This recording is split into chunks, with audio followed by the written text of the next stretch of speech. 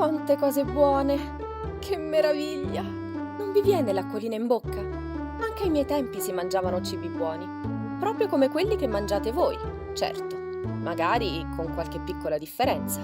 Da dove credete che abbiano origine i vostri piatti preferiti? Ma dal lontano passato, dal cibo dei Greci e degli Etruschi.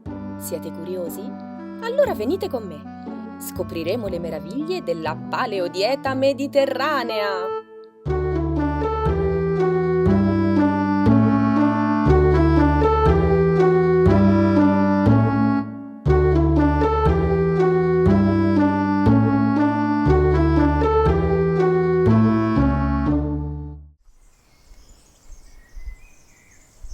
Sapete?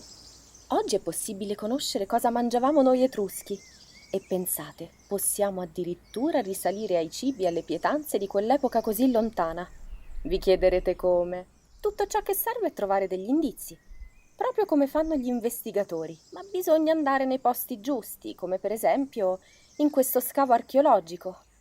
Ah, quanti ricordi! Oh, ecco!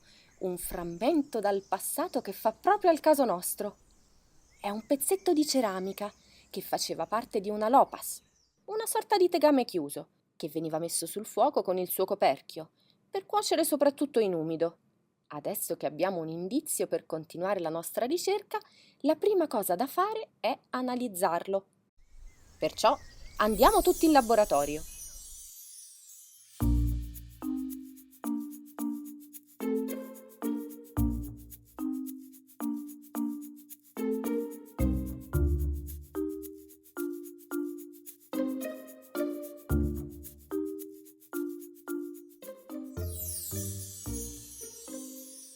Come vi dicevo, con le moderne tecnologie oggi riusciamo a ricostruire esattamente le abitudini alimentari del passato, anche da reperti molto piccoli che contengono residui di cibo ancora più piccoli.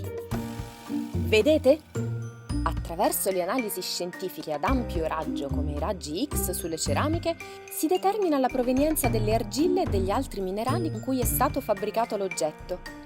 Con altre tecniche come la termoluminescenza e il carbonio 14 si datano i reperti. E poi ancora, attraverso la cromatografia sui resti di pasto, si riconoscono le tracce quasi invisibili di quello che è stato cucinato dai nostri antenati. Zuppe, stufati, arrosti.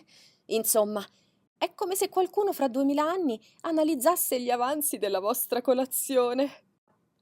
E dai risultati di tutte queste analisi si è scoperto che noi Etruschi mangiavamo latte e derivati, come formaggi più o meno stagionati, carne di animali allevati, come maiale, bue, e di animali selvatici, come il cinghiale o il cervo, e poi pesci, soprattutto fresco, ma anche conservato, sotto sale o affumicato, e poi cereali coltivati, leguminose.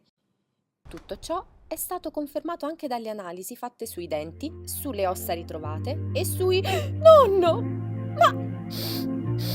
Sento un profumino! Andiamo a vedere in cucina!